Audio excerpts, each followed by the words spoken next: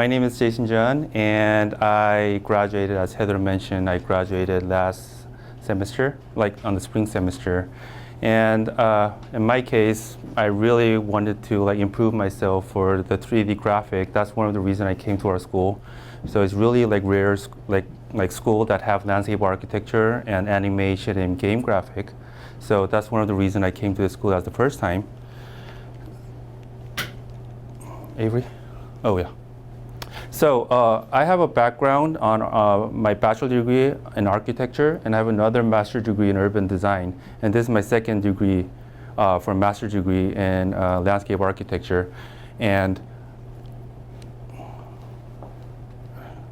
okay, so the main abstract will be how I like researching what the landscape architecture software they use in the current.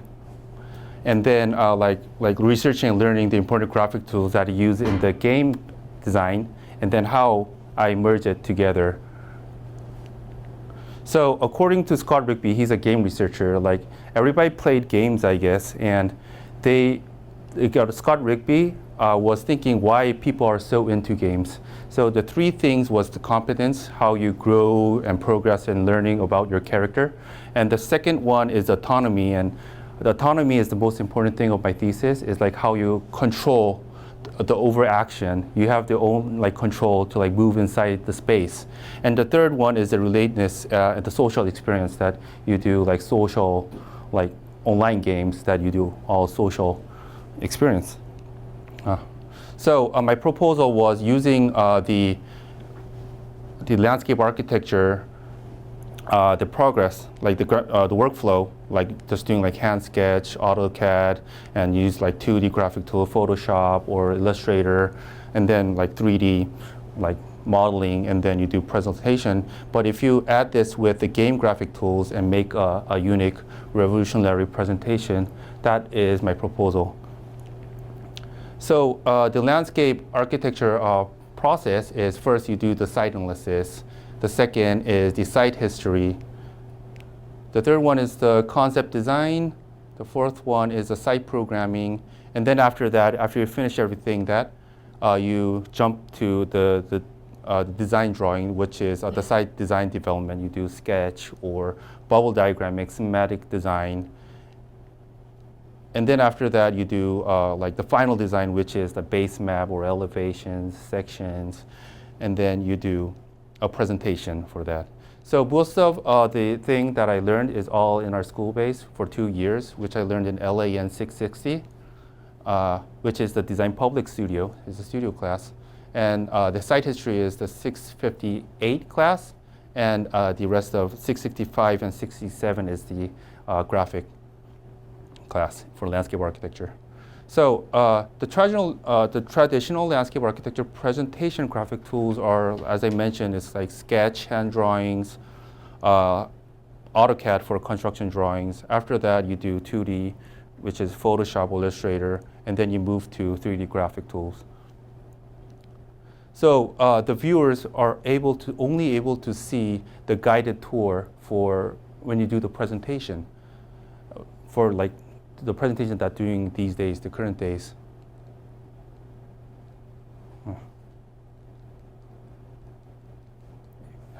So this is a presentation that I did, and a simple presentation board.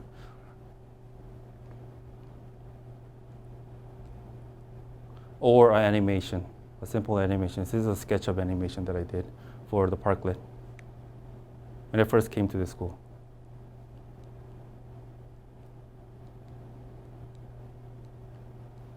So my inspiration was the movie Avatar. I think everybody saw the movie Avatar. So the first one was the 3D graphic. You see the 3D graphic, how it was realistic when you first saw the movie. And every movement of the character, even all the graphic things was really realistic. And the second one was the technology and the story. It is not showing up well, but I can tell you that the story was about using the avatar to control the avatar inside the scene. And then it was the first 3D movie that James Cameron did, and like you go to theaters and every time you can see the 3D movie these days, and it makes really people immersive experience. So I thought, what if I could actually walk into my site that I designed? So that was my first. That's the thing that I came to my mind after I saw that movie. Avery. So this is my final presentation board that I did for landscape architecture. And then if I add that to game design, yeah, that was my proposal. So the timeline is what I did with collaborating with game department and the landscape architecture department. The white part is the School of Landscape Architecture department, and the bottom part is what I did for the game department. So I actually worked with the game director, the MFA director in the game department a lot, and I choose what kind of class is really good for me, and he really gave me a really good comment, what kind of class is good for me.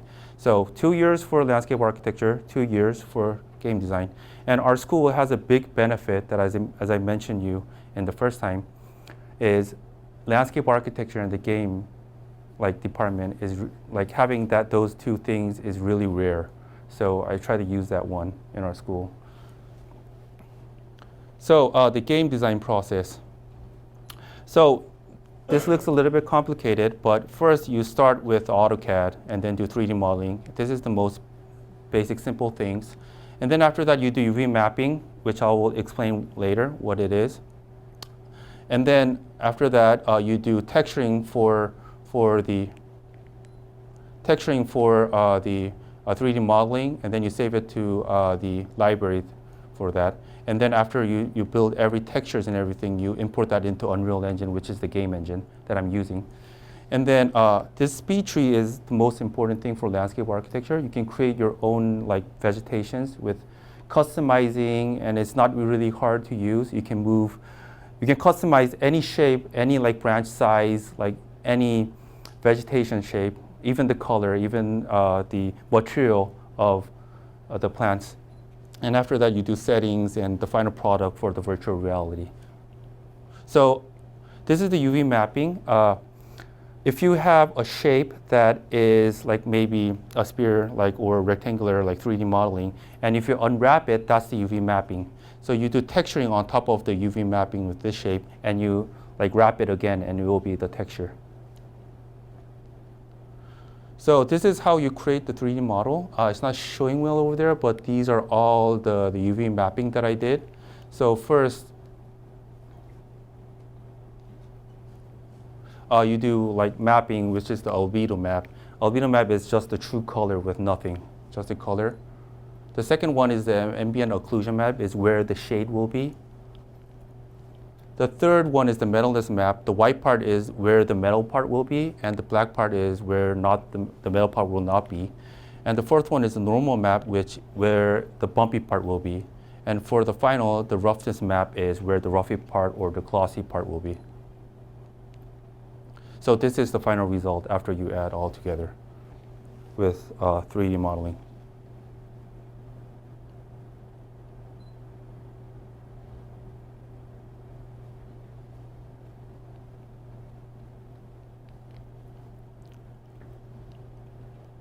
So creating material is one of the most important things for landscape architecture students. That in game engine, it's really easy to create your own material. Just you taking pictures of the site, or you can just do hand drawing of the site. And then as the same base step, you just make the albedo map, the ambient occlusion map, normal map, or reference map. And if you use a program which is Quixel, there's a lot of supporting programs, and it will take only 10 to 15 minutes to create one material like this.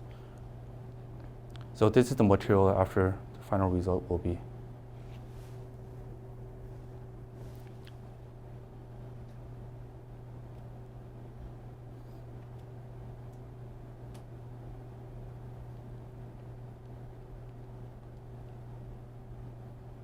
So this is the speed tree that I was talking, how you can customize your own vegetations. You first build a trunk, and you place the branches. It's really one click, simple. You just choose the numbers of it. And then you choose the leaves, what kind of leaves you want. And then after that, you do texture on top of it.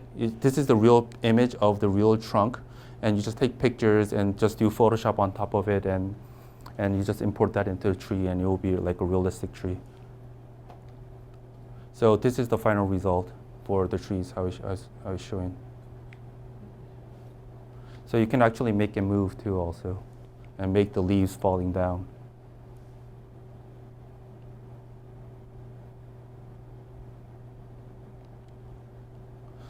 So after you build the whole site, you have to do the camera setting. The camera setting is the viewer itself. So you can like make the settings as the viewers, how fast you want to walk, or like how high you can step on the stairs, and you can block the camera if you want to. So it's like, just imagine that you are having a character that you want to make them move. That's the camera setting. And then the audio setting is, you can input the audio inside the site, that which I did it in like a container box. The container box is a gallery container box, and you can put the music inside, and you can make a range like this. The orange, the space is where the sound will show out. And so this is the video, how you can import. This is actually the real sound that I record in the Yerba Buena garden. And after that, you record the sound. You just input that inside. You just place it in and set up the range, how big you want the range in. And after that, if you just walk inside that sphere range, you'll hear the sound. If you go more closer, you hear more louder.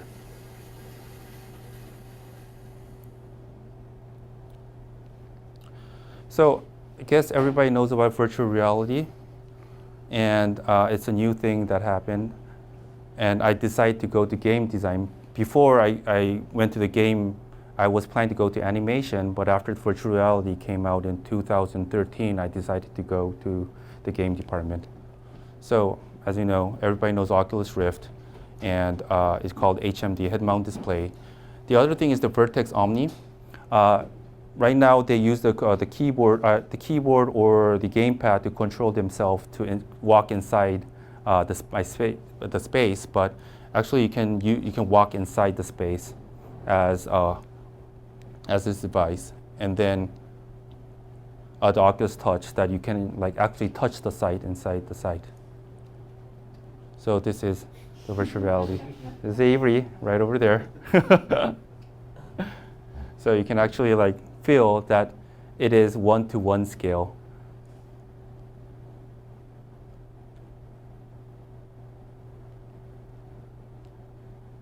So for the appendix, so how to create a 3D model really fast, because like I'm working right now, and we don't have a lot of time to create the 3D models really fastly. So I was trying to find out what's the most fastest way we can create a 3D model. So as everybody know, Google SketchUp Warehouse, 3D Warehouse, you can just download it and then just do UV mapping as one simple click. And this is Autodesk Maya. And then you can just plug into the game engine and it will show like real. You can input the material that you created inside this space with each color also. So the 3D scanning is another way to create a model really fast. You can just take pictures around the objects, like 30 to 50 pictures, and you see it over here. These are all the pictures that has been taken, and it creates a 3D model right directly with the texturing on top of it. And this is really simple. You can like do it like really fast. And the program that I used was Autodesk 123D Catch. And after that, you just import that into the game engine, and it will show like real. And if you have money also, you can buy it in the market space. So for the site analysis, this is another important thing for landscape architecture. So the height map for You can actually grab the height map for the site, any site in the whole world, which in the terrain party, which is called terrain party. And the height map is just black and white. The white part is the highest part, and the black part is the dark part, the lower part. And then after you import that into the game engine, it will create the topo, like 3D model right away. And after that, you can use the Oculus or the game like design to walk through the site without visiting the site. The other thing is 360-degree camera. I think a lot of people are using these days. So you can set up a 360-degree camera. Like for me, I did in my park, and just take a video over that, and then you import that, you put that into your mobile device, and you use Google Cardboard or any like portable like VR device, and then you can look inside the video that I took in, so it will look like realistic as a site analysis. So the other thing, creating character, I think is the most important thing, because it makes it more realistic inside and how people will interact in the site that I designed. So like creating character is really easy. Also, it takes like one character like 15 minutes to create. You can customize like and the character like as the cloth, what he wants to like use, the face shape, even the arm, the skin color, and everything. And you just import that into the game engine. So this is the step that I use. This is called the Adobe Fuse. You can just create really simply, easily also. You choose clothes, choose pants.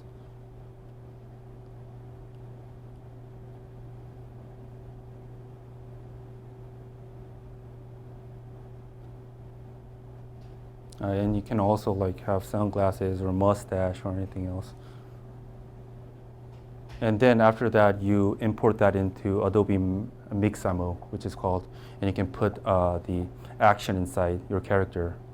So you can choose your own action. So it's fun. It's kind of fun to work with this. So I choose this pose.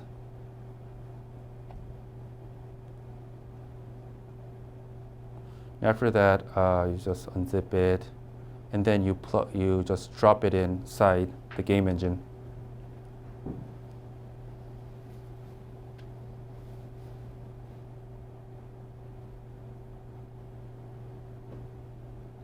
And you can scale it also, how tall you want. And after that, it will move like realistic.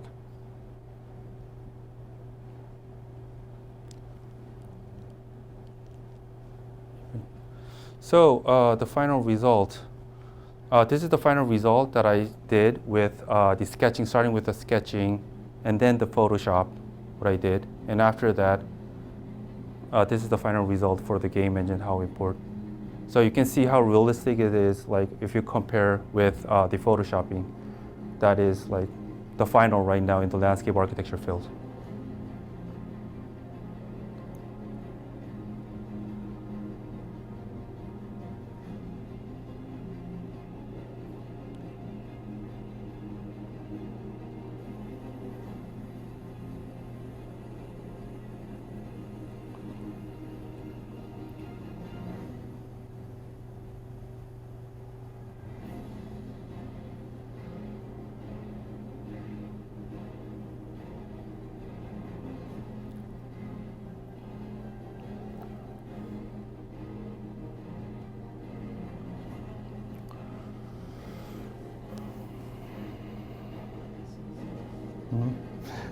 I like this one too.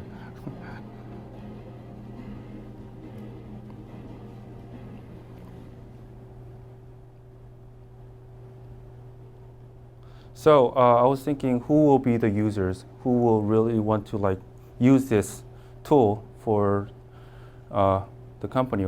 So the design professionals, the clients, maybe the government agencies or the general public will use this. A little bit more back. Yeah. For the clients, you can change the material really quickly in the real time. So if for the material, this is the material that I created. You see like a bunch of materials, and you can just plug it in, drop it inside, and the material will change it automatically. And you can customize the material in real time also. So this is how you do. So you drop it in, and then you can change the scale, or you can just change the color you want.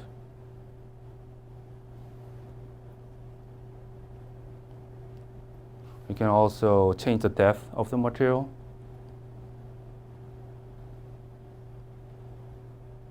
And you can blend two materials together also.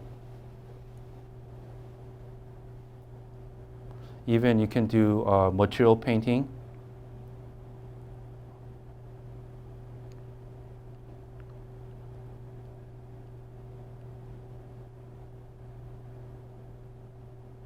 And you can just do glossiness or roughness of the material.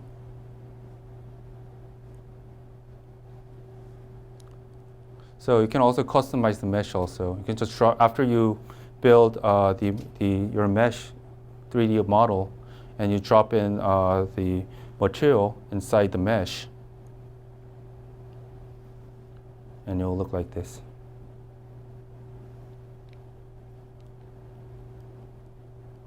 So the other benefit for using the game engine is you can also package and publish to the client if the client is very long, have a long distance. So you can also like publish on the internet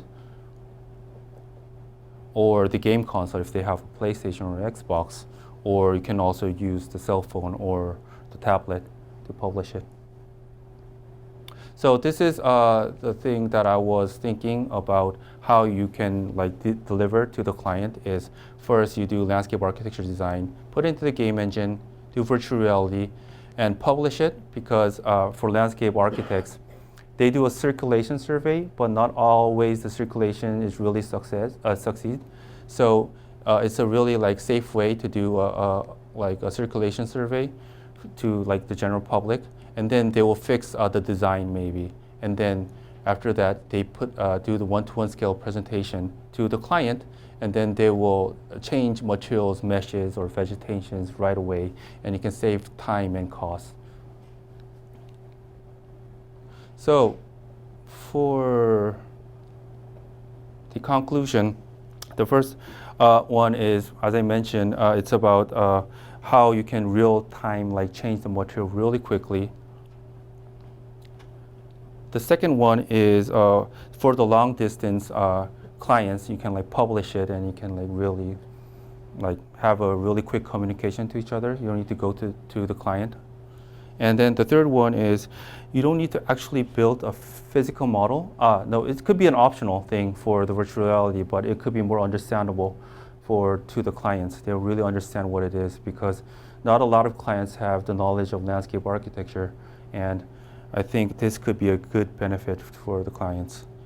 And then the fourth one is the one-to-one scale, as I mentioned about one-to-one scale immersive experience can be a really big benefit to the clients. So this, I'm actually working in a company which name is Vita, and I already did a competition using the VR and we win the competition. It's like building the whole island, and this is the VR project. I built it in 5 days, and it's a little bit like, I didn't do any texturing, I just showed the client how the location will look like and how the feeling will look like in the club near the ocean. So these are the image that how it will look like. And the client really liked it also, and he understand what the design was.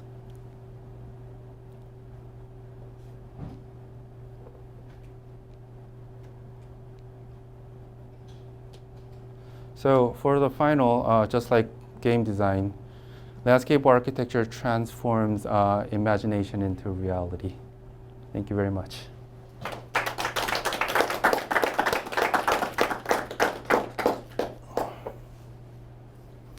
you have any questions, you're free to ask. It's so quiet.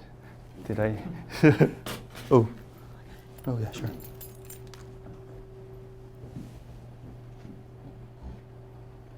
Hmm? Question. So what's the class number of you learned the UV mapping? UV mapping was the animation class, which tells you how to do Maya. So I just learned the basic steps of Maya for one class, the creating the character and like having the basic knowledge for animation. So UV mapping, it's not too hard to do. So I think you can just watch YouTube and just learn it by yourself. Yeah, that was my experience. But it was really good to learn in the animation department also. It was fun too also. Mm-hmm. How was transitioning between landscape to game design? You mean like how did I No, I mean like how did it feel to transition? Oh, so I actually talked with Heather about it, and the feeling is like for landscape architecture students, they go a lot of like field trips or just if you see the environment over here is very bright. The classroom is really bright also, but if you go to the game department, all the curtains are shut down. It's like entering like a dark space because you have to focus on the monitor. And I was a little bit scary at that moment. They don't talk to each other. I didn't make any friends over there. I was just focused on my work too for 2 years. So that was my experience, but it was quite fun because there was a lot of nerds and geeks over there and I learned a lot from them. So it was kind of fun for me for 2 years.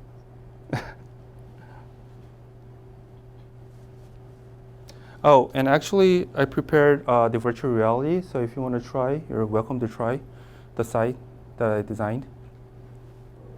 Yeah. Well, Jason, I have a comment. You talked about how easy it was. You know, it's just, you said at one point, it's really just one click simple. Yeah, it is simple. It is simple, but you have to learn, and then after that, it will be simple. Okay. Yeah. So how did you get your job? Oh, my job. So actually, I applied like 10 companies after I graduated. And then after the day I applied my job, there was a lot of company like replied me. They want to do an interview because this is a new thing that just came out. And I just went to the interview, the first company that like replied me, and then they say they really want to use this technology. And I asked them like how many percents that I'm going to be doing in the company for doing virtual reality in this company, and they say they can guarantee at least 50%. So that's one of the things that I decided to be in this company. And has it panned out? I mean, do you actually spend 50% of your time doing this? Actually 30%, I guess. Um, Maybe 20. I'm not sure. And so it's kind of fun in the company, but I like the school life much better. Don't tell them. Okay.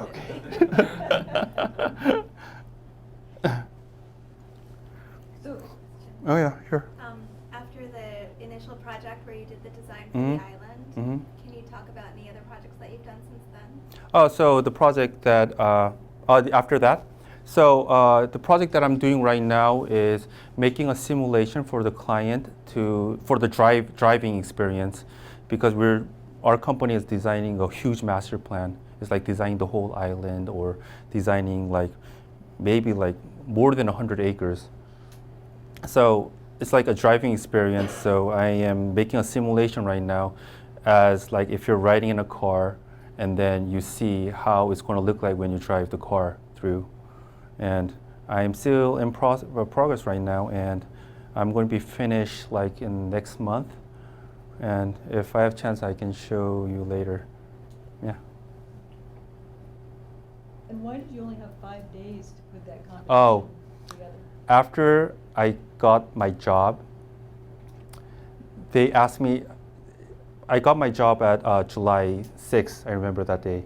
And I was supposed to work on July 18, but they called me right after that, and they say they need me really badly because they want to win the competition, and they only have 5 days to complete everything for the competition. So I was in a hurry for 5 days, so that's one of the reasons.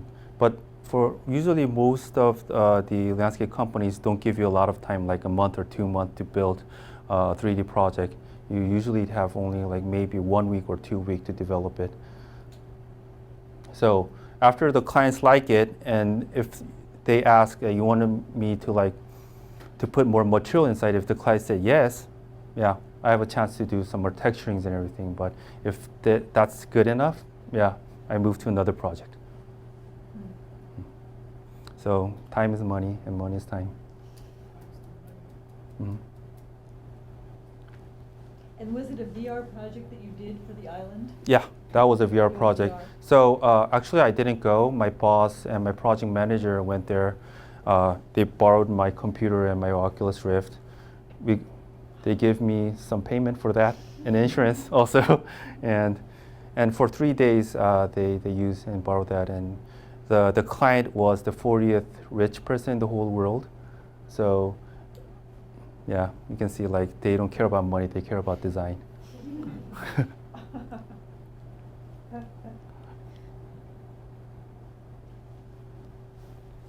I hate to be so pedantic and keep asking questions, Mhm. but could you talk a little bit more about the importance of autonomy Autonomy. and Okay. why that's so important? Mm-hmm. So autonomy is when you do a presentation, like a 2D presentation board, which I can see it over here and over there. It's the designer is guiding the client, like this place is that place is this. And the client is just using his imagination to see what it is. But if you use autonomy, like control itself, the client will explore by himself or herself, the place that she wants or he wants to go. And it could be like very like clear, understandable to the clients. And you don't need to explain a lot, because one of the thing that I get really stressful is for my final presentation, using a presentation board and just explaining like what material this is and how it's going to look like. Everything is how this is going to look like, how that is going to look like. But if you use the 3D graphic and actually make the clients to move in, they don't ask that questions anymore. They just like walk in and just explore, and they feel, oh, this is too high, this is too low. That's the only thing. And maybe like the street light, this is not the location that I want. I can just move it right away, and then it can save a lot of money. You don't need to do a lot of drafting. After the design is all complete and the 3D model, and then after that you can do drafting. So you can save a lot of time and cost also for that. Yeah.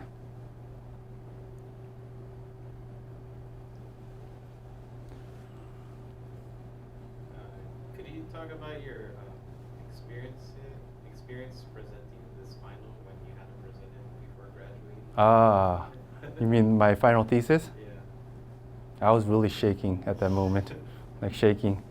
But I actually cannot remember how I did the presentation at that moment. But after that, I remember I got a really nice comment from the reviewers, and from Wright and I can't remember that. Yeah, Price and yeah. So it was really worth it for me. I know you know that I was really focused on my project and to like make a success for my project, and I really did it. It made me so happy. And after that, I felt that this will be the changing, like the Pandora box that you told for the landscape architecture students or the architects in the future. So I had that, like I believed in that, and I worked hard for 2 years. Yeah. Mm-hmm. And Jason, you might be interested in knowing that your project impressed so many people that Mm-hmm. we, that is the AAU, is planning on opening up a virtual reality lab for all the design, Mm-hmm. architecture, Mhm. IAD, landscape Yeah. architecture, so that anybody here, both graduates and undergraduates alike, are able to take this lab It's right now, it's just one semester. It will probably grow into a certificate. Mm-hmm. But the value of what you Mhm. have shown Yeah. has made a huge impact. So, Yeah. and this guy, we're going to probably try to get as an instructor. I will be. Hope to take my class.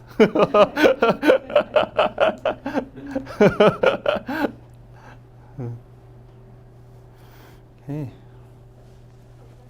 So if I want to start to learn the skills, what would you recommend for the first? Oh, so it depends on how much knowledge you have for photoshopping or like simple SketchUp, 3D modeling.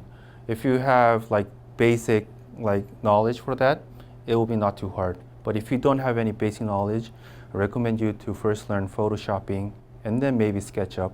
Those two. Just you have to like listen, like take all the classes for landscape architecture classes that's like existing in the class.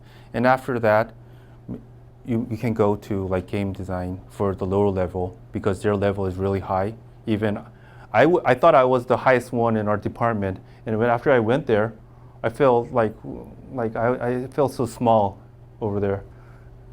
So you have to learn really, really hard over there to catch the animation or the game students. So what should I learn first, like 3D modeling? 3D modeling, you can learn both, like Photoshop and maybe SketchUp. SketchUp is the most easy. Not in landscape architecture, in game design. Game design is in my Autodesk Maya. Because our school, the game department and the animation department, they usually use Autodesk Maya for that. And then after that, you jump into the game design or the animation. It depends on what you want to learn. And then I learned After Effects. You can edit videos and add like more effects inside the video that you created. And actually, the game engine can do everything like After Effects. They have their own camera that you can shoot, and you can like adjust the camera, like what kind of like look do you want to look. You can change the color of the looking for the viewers. It depends on if you imagine that you want to look like that. It all happens in the game design, really. Nothing is impossible.